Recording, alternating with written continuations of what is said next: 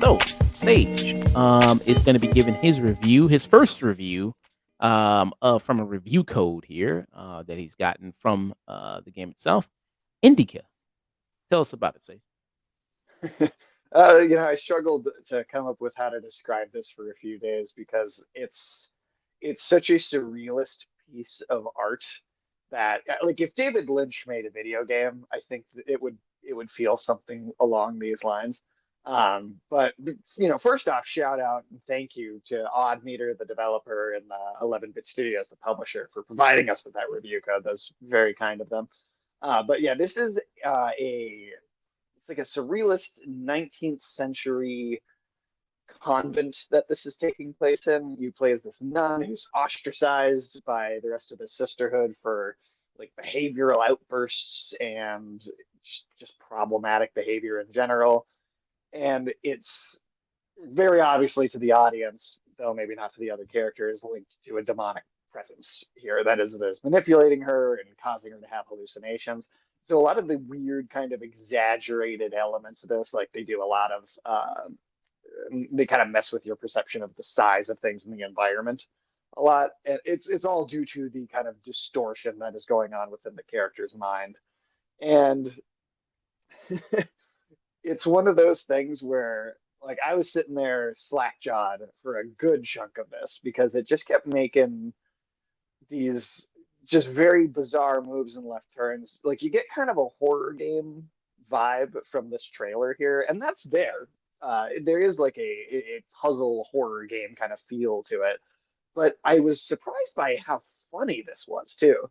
It's got a really good sense of humor, and it's very cleverly written. And sometimes you see a game with a lower production value like that, and you might not always expect the greatest voice acting either. But I was like yet again very surprised by the quality of it all. It's kind of the way I could kind of see it. It seems like it's mostly an art piece there to criticize kind of the orthodoxy of the Russian church, and to kind of dive into that aspect of it a little bit more. The studio, or at least I believe it was 10 out of the 14 people working on this game, fled Russia because they were opposed to the war in Ukraine. And so they were working on this being refugees from their own country, having to run. And so this game, it feels like it's got some pretty biting and pretty pointed like current political criticism of the Russian government, which was really interesting to see so close to the real event happening. Mm, okay. So what mostly do you do in this game? Is it mostly a stealth game, mostly kind of puzzle game here? I would say that primarily it's kind of a walking simulator in a lot of ways.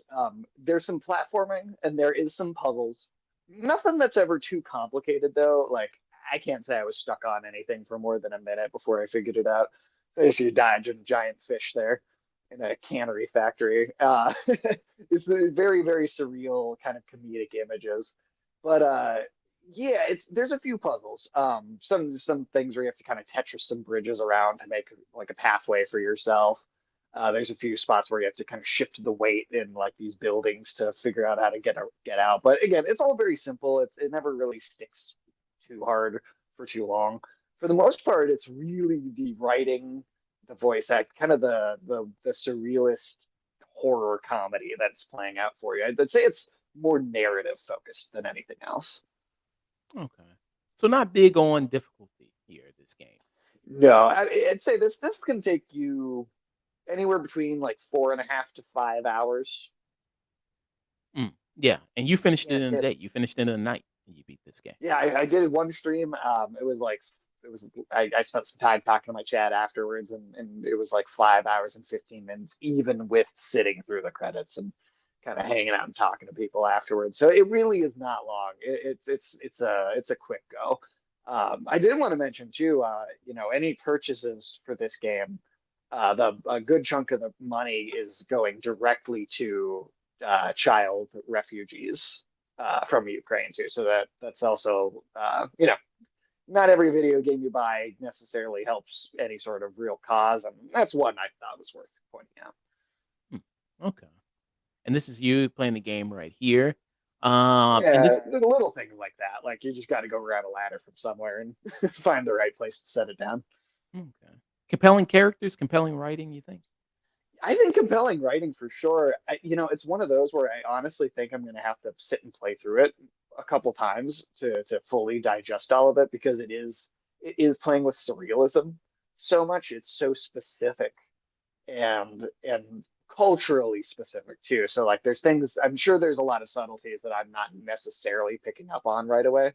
And if you skip maybe just a minute or two ahead, there's an interesting little puzzle mechanic you might be able to grab footage of there, where it is the demonic presence kind of overtakes the mind. Yeah, you see that red there. Um, Okay. Yeah. and yeah, the demonic presence kind of takes her mind over and like splits the environment into pieces. And then the only game I can say I have ever played that has a prayer button, which then like seals the environment back together. And so you use that to kind of platform around Mm, these broken environments. It's a very interesting. It's definitely something I've never seen before. I also wanted to mention the music in the game too. It's got this like almost John Carpenter synthwave kind of soundtrack. It's weird because when you first are playing it, it almost feels like it doesn't fit with what you're doing. It almost feels like it's not really gelling with what's going on. And then as time goes on and the whole thing just gets stranger and stranger, this kind of 80s like synth wave soundtrack really settles in. It ends up being actually surprisingly fitting to what's going on screen. I also want to mention you have several sequences in this where the game will clip over to this like nightmare sequence, and it'll be like a straight up 32-bit Super Nintendo game, and it will like shift into some flashback that has it's like its own entire other narrative that's happening within these little sequences. Yeah, that's one of them right there. Yeah, so the game has it goes through these two different art styles, and again, it's just one of those things where you really do. I recommend people play this for themselves because it's so weird. It's definitely one of the more weirder things that I've played in a long time. But it sticks out. It's memorable. I'm not going to forget this anytime soon. hmm, okay. So what would be your rating for Indika? Yeah, I'm going to give it a solid tune in. Honestly, I ended up liking this a lot more than I necessarily was expecting. I went into it without knowing a whole lot, but it just keeps catching you off guard, and I appreciate things that I can't predict, and I'm not going to easily be able to figure out what's happening. And then this really hit that itch for me. So yeah, strong tune in for me. Okay. So a strong tune in from Sage for Indika. And people can pick it up right now, and it's only available on Steam. Uh, It's on Steam. It is on the PlayStation 5. I am not 100% sure about the Xbox or Nintendo Switch platforms. okay. So Steam and PlayStation 5, you can pick up Indika. And how much is it going for? I believe it's $25, Okay. which for the length, that might not necessarily be worth it for everybody. Um, if you just are a fan of stuff that is particularly weird and out there, that I think it's worth it. And then also, after finding out that like some of the money actually goes to helping out like actual war refugees, that also made the price feel even more so justified in my mind. And then also just double checking too, it is available on the Xbox, all like current Xbox consoles as well. Okay. All right. So a strong tune in, which on our scale right there means buy it. I would say you'd say people should probably buy it, or if they can, maybe rent it. Check it out there. At least if you're willing to go along with something a little more experimental. I could absolutely see it not being for everybody in a mainstream audience, but if you like stuff that's a little out there, I think it's definitely Okay. So a strong tune in from Sage for Indica. And Radical, he was the one that was in your stream there watching you play yeah, Indica. stuck with Uh, me the whole time. how's it going Good there, company. Radical? So yeah.